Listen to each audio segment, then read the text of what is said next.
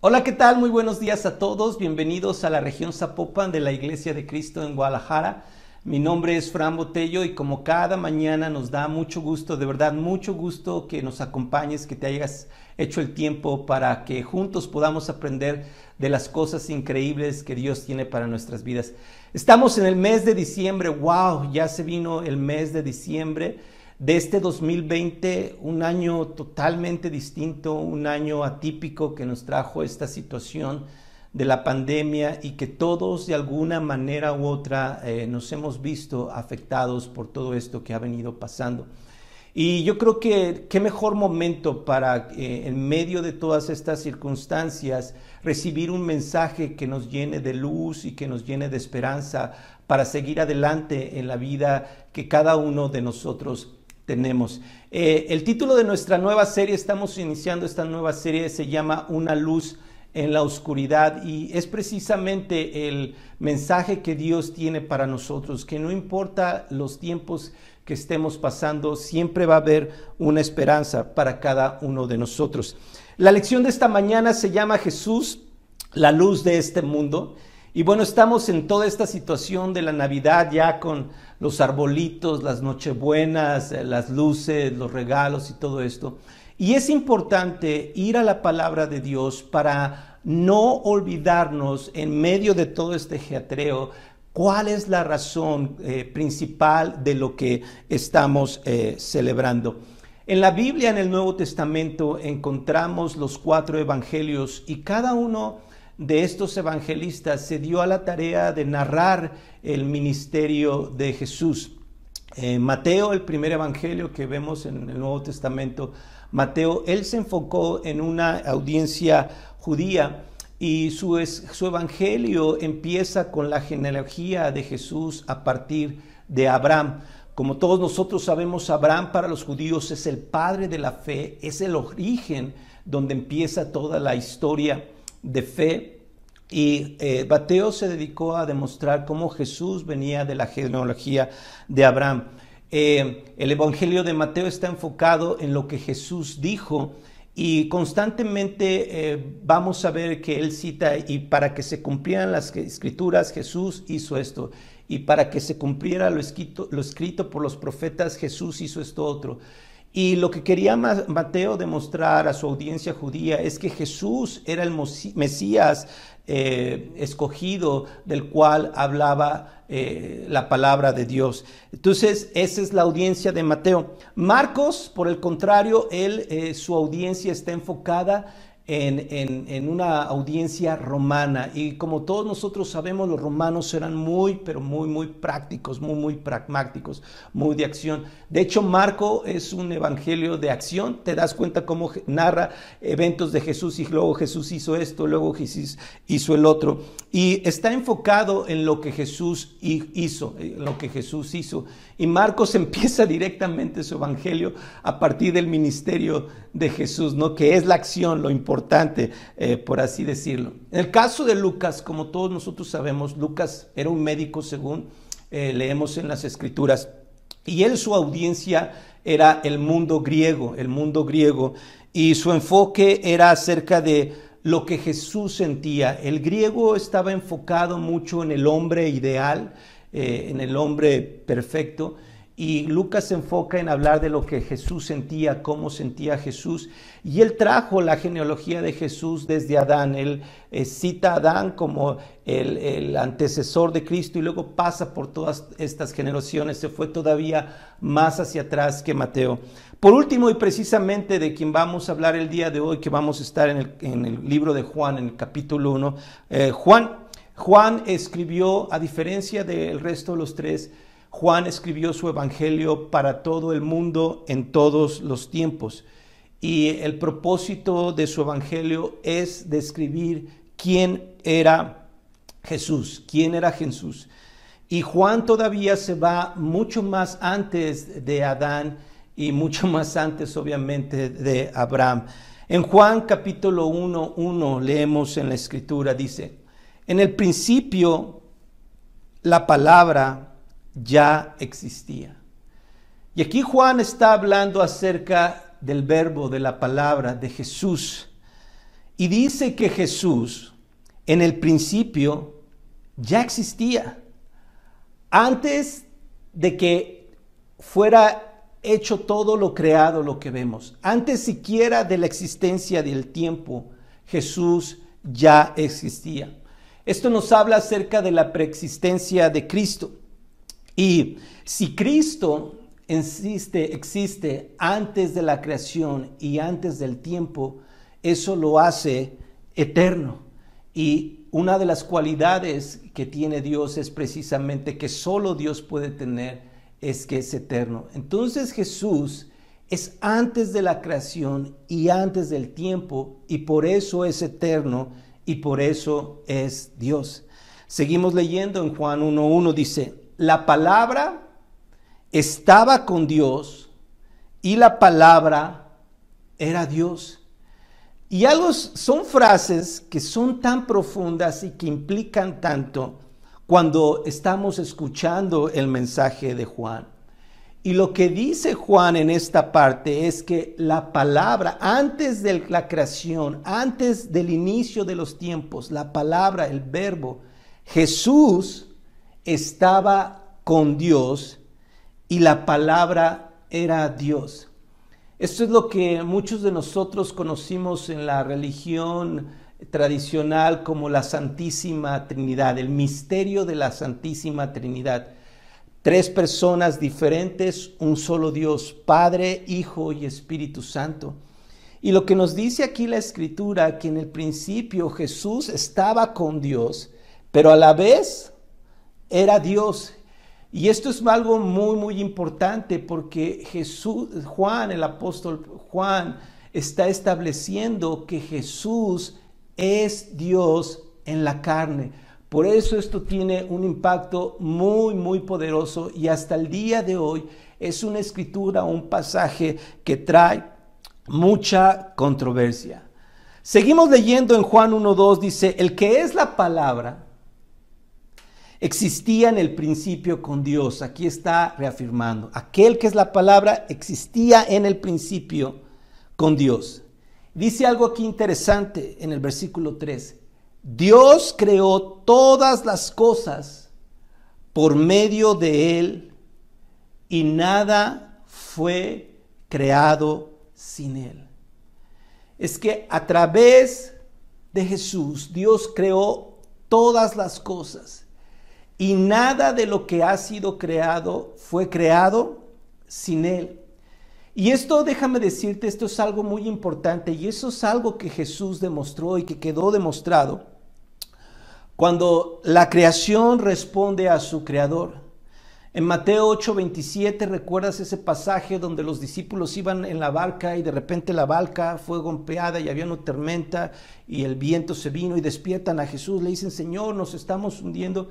Y Jesús se levanta y habla al viento y habla a las olas y se calma la tormenta. Y los discípulos quedan anonadados y dicen, wow, ¿quién es este que hasta el viento y el mar le obedecen? Y aquí Jesús estaba estableciendo su soberanía sobre el mundo material.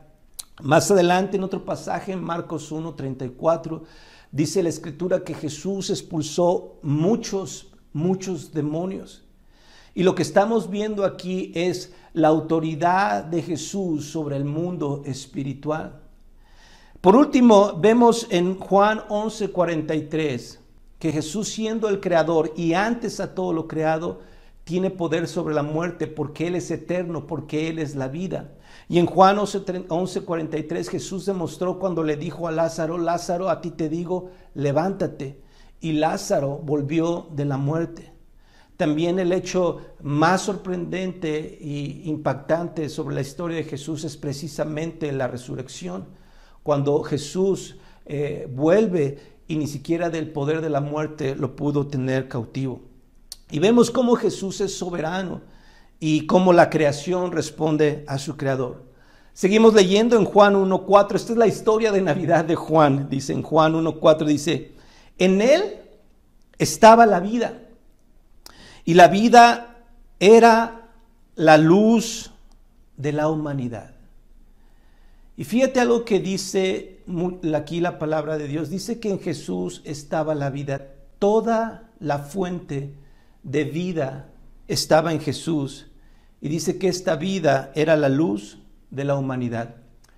Y cuando estudiamos la Biblia, la palabra de Dios, nos podemos dar cuenta que la luz tiene un significado muy importante en los pasajes del Antiguo y del Nuevo Testamento. Todos nosotros recordamos en el libro de Génesis donde dice Dios, hágase la luz, ¿no? Y es el comienzo y es el inicio. También quien no recuerda los pasajes de Éxodo donde dice que una columna de fuego los iluminaba durante la noche. La luz de Dios los guiaba hacia la tierra prometida. En Apocalipsis 21-23 dice que en la nueva Jerusalén, en la nueva ciudad de Jerusalén, ya no va a ser necesaria la luz del sol ni de la luna, porque la luz del Cordero va a alumbrar la humanidad. La luz en las Escrituras tiene un contexto acerca de la luz es el conocimiento, la sabiduría, la verdad, la presencia de Dios. Entonces dice que Jesús era la vida y que era la luz de la humanidad. Jesús es la sabiduría, es la verdad, es el conocimiento y es la presencia de Dios. Hubo un periodo en la historia de la humanidad, quizás tú te recuerdas que lo vistes en la secundaria o en la preparatoria, que se llamó el oscurantismo. Y este periodo duró alrededor del año desde el 476 hasta 1453. Inicia con la caída del Imperio Romano de Occidente y termina con la caída del Imperio Romano de Oriente. Y en este periodo, la autoridad religiosa se reservó el conocimiento de la palabra de Dios. Las escrituras no estaban accesibles para toda la población y solamente eran algunos cuantos los que las estudiaban y tenían acceso. Y la gente vivía en medio de mucha ignorancia y de mucha superstición y de mucha violencia, producto de no conocer lo que la palabra de Dios decía, producto de no tener la luz que trae vida.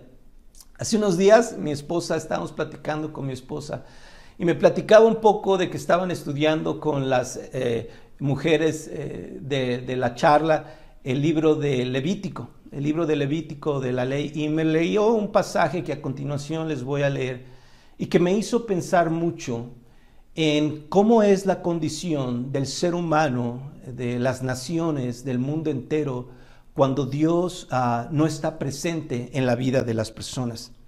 En Levítico 18:1, y lo que vamos a leer es bastante fuerte, pero está en la palabra de Dios y hay una razón por la cual está en la Biblia. En Levítico 18:1 dice, el Señor se dirigió a Moisés y le dijo, di a los israelitas lo siguiente, yo soy el Señor su Dios, no sigan las costumbres de Egipto, muy importante, no sigan las costumbres de Egipto, país en el cual ustedes vivieron. Tampoco no sigan las costumbres de Canaán, país al cual voy a llevarlos, ni vivan conforme a sus leyes. Versículo 4 dice, cumplan mis decretos, pongan en práctica mis leyes, vivan conforme a ellos. Yo soy el Señor su Dios. Pongan en práctica mis leyes y decretos, el hombre que los cumpla vivirá. Wow, yo soy la vida. Yo soy el Señor. Y fíjate lo que dice a continuación. Ningún hombre debe de acercarse a una mujer de su propia familia para tener relaciones sexuales con ella. Yo soy el Señor. No deshonres a tu padre teniendo relaciones sexuales con tu madre. Además, ella es tu madre y no debes de hacerlo. Wow. No deshonres a tu padre teniendo relaciones sexuales con su mujer. No tengas relaciones sexuales con tu hermana, ya sea tu hermana por parte de padre o por parte de madre. Ya sea que haya nacido en la casa o fuera de ella, no debes tener relaciones sexuales con ella. No te deshonres a ti mismo teniendo relaciones sexuales con tu nieta, sea por parte de tu hijo o de tu hija. No debes tener relaciones con ellas. No tengas relaciones con la hija de la mujer de tu padre. Ha sido engendrada por tu padre y es tu hermana. No debes tener relaciones con ella. No tengas relaciones sexuales con la hermana de tu padre. Es de la misma sangre que tu padre. No tengas relaciones sexuales con la hermana de tu madre. Es de la sangre de tu madre. No deshonres a tu tío teniendo relaciones sexuales con su mujer, pues es tu tía. No tengas relaciones sexuales con tu nuera, pues es la mujer de tu hijo. No debes tener relaciones sexuales con ella. No deshonres a tu hermano teniendo relaciones sexuales con su mujer. No tengas relaciones sexuales con una mujer y con la hija de esa mujer, ni tomes a su nieta, ya sea por parte de su hijo o de su hija, para tener también relaciones sexuales con ella. Eso es una conducta depravada, pues son de la misma sangre. No tomes como mujer a la hermana de tu esposa, ni tengas relaciones sexuales con ella mientras tu esposa viva, para no crear enemistad entre ellas. No tengas relaciones sexuales con una mujer en su periodo de menstruación. No te acuestes con la mujer de tu prójimo, ni tengas relaciones con ella, para que no te hagas impuro por esa causa. No entregas a ninguno de tus hijos como ofrenda al dios Moloc. No ofendas así el nombre de tu Dios, yo soy el Señor. No te acuestes con un hombre como si te acostaras con una mujer, ese es un acto infame. No te entregues actos sexuales con ningún animal para que no te hagas impuro por esa causa. Tampoco la mujer debe entregarse a actos sexuales con un animal. Eso es una infamia. Y sabes, cuando leemos este pasaje, dice Dios, no sigas las costumbres. Y vemos tanto que en los pueblos, el pueblo de Egipto como los pueblos que vivían en la tierra de Canaán, tenían por costumbre practicar estas cosas. Y dice Dios, estas cosas son detestables, son detestables. Y dice, yo a ustedes los he apartado para que ustedes vivan de una manera diferente. Porque todas estas prácticas lo único que producen es daño a su vida. Y yo quiero que obedezcan mis mandamientos para que ustedes tengan vida. Y dice Jesús, para que ustedes la tengan en abundancia. ¿Sabes? Es bien fácil ver cómo las personas se degradan cuando hay una ausencia de Dios. Y sabes, cuando miramos todas estas situaciones, nos podemos dar cuenta de cuánto cada uno de nosotros necesitamos de Dios. En Juan 1:5 dice, esta luz brilla en las tinieblas y las tinieblas no han podido apagarla. No se necesita ser muy inteligente para darnos cuenta que las cosas no están bien en nuestra sociedad, que no están bien en la manera en que vivimos.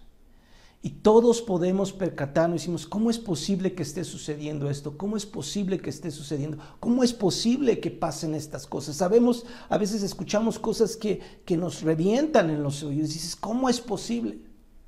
Esto es posible cuando los seres humanos se alejan de Dios y no tienen la luz, no tienen la verdad y se conducen en oscuridad. Sabes, yo recuerdo en cómo era mi vida sin Dios. Y es bien interesante porque la mayoría de nosotros no es que no creamos en Dios. Creo que la mayoría de nosotros, al menos aquí en nuestro país, en México, cree en Dios. Pero es bien diferente cuando la luz de Dios no está alumbrando tu vida, no está alumbrando tu caminar. Y yo recuerdo perfectamente saber que había cosas que estaban mal en mi vida, cosas que me entristecían, cosas que me avergonzaban. Pero no fue hasta que vine a la palabra de Dios y que dije, wow, no soy tan buena persona como creía. Wow, esto que estoy haciendo no está bien delante de Dios. Wow, esto que estoy haciendo me está dañando a Dios y está dañando a los que amo. Y sabes, la luz vino, me alumbró y tuve una convicción de cambiar y ser una persona diferente. A lo largo de la historia, los hombres se han aferrado una y otra vez a intentar vivir la vida sin Dios. Y de repente, cuando damos esos pasos, es bien claro para nosotros entender cómo las sociedades se degradan, cómo los valores morales se vienen abajo. Por eso necesitamos a Dios. Y dice aquí que esa luz brilla en las tinieblas y que las tinieblas no han podido apagarla. La luz, la verdad, la sabiduría y el conocimiento de Dios siempre van a estar ahí. Y siempre van a señalarlos qué es lo correcto. A veces nos resistimos, pero la realidad es que muchos de los valores, muchos de los valores que tienes en tu vida, los tienes por la luz, por Jesús, por Dios. Si no, piensa cómo sería tu vida y la vida de tus seres queridos sin Dios. Seguimos leyendo en Juan 1:6. Dice, hubo un hombre llamado Juan a quien Dios envió como testigo para que diera testimonio de la luz y para que todos creyeran por lo que él decía. Y aquí vamos a hablar acerca de lo que realmente significa la Navidad. Lo que estamos celebrando en la Navidad es la encarnación de Dios. Es decir, que el Dios invisible se hace visible a los seres humanos y lo podemos ver en la persona de Cristo. Ese Dios que no conocíamos, que suponíamos que estaba ahí, ahora sabemos cómo es y conocemos cuál es su voluntad y qué es lo que quiere para nuestras vidas. Eso es lo que Jesús vino a traernos. El Creador se ha celebrado a su creación y eso es increíble. Por eso festejamos, por eso el mundo entero festeja la Navidad. Porque fue el día en que el Creador se hizo hombre y vivió entre nosotros y se reveló y nos reveló su voluntad y el camino que nos lleva hacia Él. Juan 1:8 dice, Juan no era la luz, sino uno enviado a dar testimonio de la luz. ¿Sabes? Muchas veces, como decíamos en las lecciones pasadas, nuestros prejuicios y nuestras ideas anteponen el mensaje que Dios quiere comunicarnos. Juan vino a dar testimonio y en ese entonces también había muchas personas con muchos prejuicios, con muchas ideas preconcebidas. Y Juan les vino a hablar y les vino a decir que la luz había venido al mundo y que tenían la posibilidad de ser alumbrados por esa luz. ¿Sabes algo que quiero dejarte esta mañana?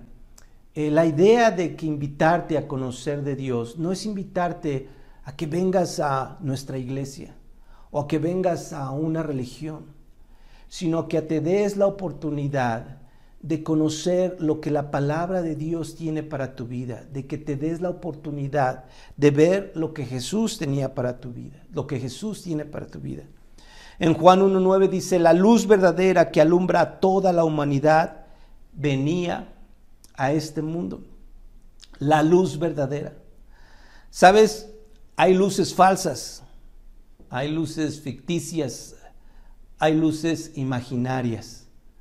Hay cosas que parecen luz, pero verdaderamente no lo son. Jesús fue el único hombre que dijo de sí mismo, yo soy el camino, la verdad y la vida.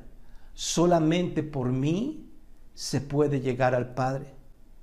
Y seguramente muchos de nosotros hemos escuchado de muchas filosofías, de muchas corrientes religiosas que nos llevan a Dios, pero Jesús dice, yo soy el único camino, yo soy la luz, yo soy la verdad.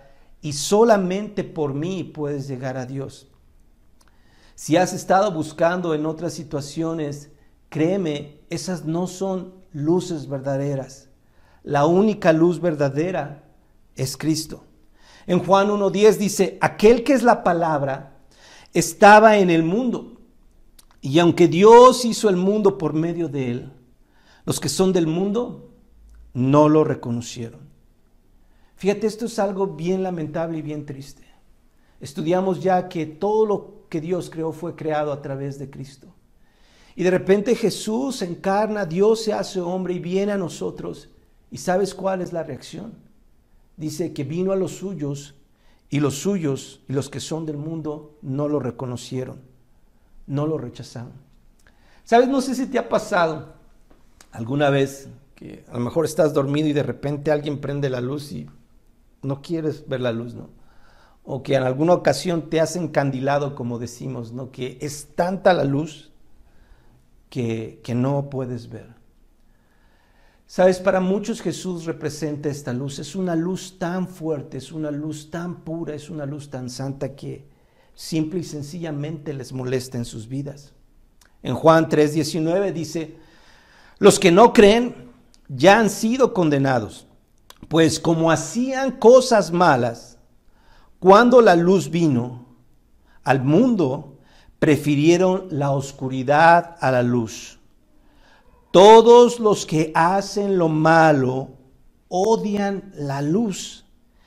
Y fíjate algo importante, y no se acercan a ella para que no se descubra lo que están haciendo. Wow. Quiero que pienses un poquito cómo es tu reacción ante la luz de Cristo. ¿Cómo es cuando alguien se acerca a hablarte de las cosas de Dios y dices, sabes, cuando tenemos una actitud de rechazo, es porque hay cosas que sabemos que están mal en nuestras vidas. Y sabemos que cuando la luz entre en nuestras vidas, van a ser expuestas. Por eso dice que todos los que odian todos los que odian la luz hacen lo malo. Las personas que no quieren vivir rectamente, no quieren acercarse a Dios. Tú hablas de Dios y no, ¿sabes que no? Ay, no, ¿por qué? Porque hay cosas que no quieren que sean expuestas. ¿Qué dice la Biblia? Que prefieren la oscuridad a la luz. Dios va a exponer todas las áreas de nuestra vida y de nuestro corazón. Y a muchos les aterra esto. Saberse quién realmente son y cómo se encuentran del lado de Dios, delante de Dios. En Juan 1:11 dice, vino a su propio mundo, pero los suyos no lo recibieron. ¿Sabes? Un hijo muestra respeto y amor a su padre cuando lo obedece. Y lo que es interesante es que la mayoría de nosotros podemos decir, yo creo en Dios, yo amo a Dios, yo respeto a Dios. Pero la pregunta esta mañana que nos debemos de hacer es, ¿estamos haciendo la voluntad de Dios? ¿Estamos haciendo lo que Dios nos pide? ¿Nos estamos comportando como Dios demanda que nos comportemos? ¿Estamos viviendo en la luz?